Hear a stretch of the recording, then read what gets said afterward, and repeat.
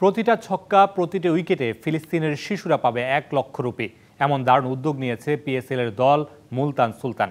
মুলতানের প্রথম ম্যাচেই তহবিলে যোগ হয়েছে 15 লাখ রুপি। টুর্নামেন্টে আরও অন্তত 9টি ম্যাচ খেলবে মুলতান।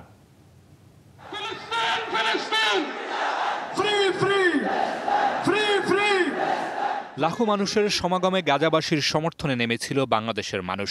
ইসরায়েলের প্রতি বাংলাদেশের মানুষের ঘৃণা ফুটে উঠেছিল বেশ ভালোভাবেই। বাংলাদেশের মানুষের গর্জন যেখানে পৌঁছে গেছে সারা বিশ্বের কাছে, আরেক মুসলিম দেশ পাকিস্তান কেন থাকবে পিছিয়ে? এই দেশের পিএসএল এর দল মুলতান সুলতান নিয়েছে দারুণ এক উদ্যোগ। ব্যাটসম্যান মারবেন ছক্কা, বোলার নেবেন wicket.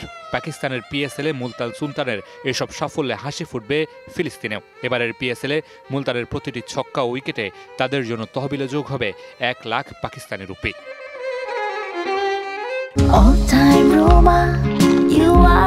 All time Roma. Taste it, love it. ইসরায়েলের আগ্রাসনের শিকার ফিলিস্তিনিদের পাশে থাকার কথা জানিয়েছেন মুলতান সুলতানের মালিক আলী খান তারিন। তিনি বলেন, আমরা ফিলিস্তিনকে সহায়তার সিদ্ধান্ত নিয়েছি। এবারের পিএসএল এর মাধ্যমে আমরা ফিলিস্তিনকে সহায়তার সিদ্ধান্ত নিয়েছি। আমাদের ব্যাটসম্যানদের প্রতিটি ছক্কায় ফিলিস্তিনের তহবিলে 1 লাখ রুপি করে দেওয়া হবে। বোলাররাও এই উদ্যোগে সামিল হতে চেয়েছে। সিদ্ধান্ত হয়েছে বোলারদের প্রতিটি উইকেটেও 1 লাখ রুপি দেওয়া হবে। এ অর্থটা যাবে বিশেষ করে শিশুদের জন্য। করাচির বিপক্ষে ম্যাচের টস করতে নেমে অধিনায়ক মোহাম্মদ রিজওয়ানও অনুদান দেওয়ার কথা নিশ্চিত করেছেন। एक अनाउंसमेंट करना चाहता हूँ मुल्तान की तरफ से कि हमारे हर बाउंड्री पे जो चिक्का होगा या विकेट होगी फलस्तीन के बच्चों के लिए, गजा के बच्चों के लिए हमारी मुल्तान की टीम की तरफ से होगा इंशाल्लाह।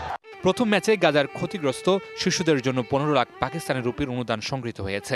18 মার্চ যুদ্ধবিরতি ভাঙার পর গাজায় ইসরায়েলি হামলায় অন্তত 500 শিশু নিহত হয়েছে। এমন পরিস্থিতিতে বিশ্বের বিভিন্ন প্রান্তের মানুষ গাজা ও ফিলিস্তিনের প্রতি সংহতি প্রকাশ করে আসছেন। Mamunur Rashid, DBC news.